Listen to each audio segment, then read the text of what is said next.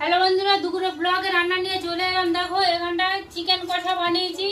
চিকেনটা একটু অন্যরকম করে করেছি। গোটা গরম মশলা, তেজপাতা আর সব কাঁচা তেল, কাঁচা পেঁয়াজ, কাঁচা লঙ্কা বাটা দিয়ে সব মাখিয়ে নিয়েছি, নিয়ে করেছি।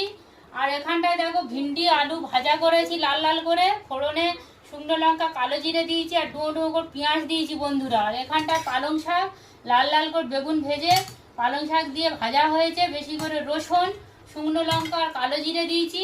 আর এখানে বড় ফেঁসা মাছের ঝাল বানিয়েছি, দেখো সর্ষে পোস্ত বানিয়েছি, তেলের মধ্যে কালো জিরে দিয়েছি আর ওপর দিয়ে কাঁচা তেল, কাঁচা লঙ্কা আর এই দেখো চেরা টমেটো দিয়েছি, ধনে পাতা দিয়েছি, দিয়ে সর্ষে পোস্ত দিয়ে ফেঁসা মাছের ঝাল হয়েছে বন্ধুরা। আর এখানটায় শসা আছে, পেঁয়াজ আছে আর কাঁচা লঙ্কা আছে। তো ব্লগটা এখানে শেষ করছি বন্ধুরা।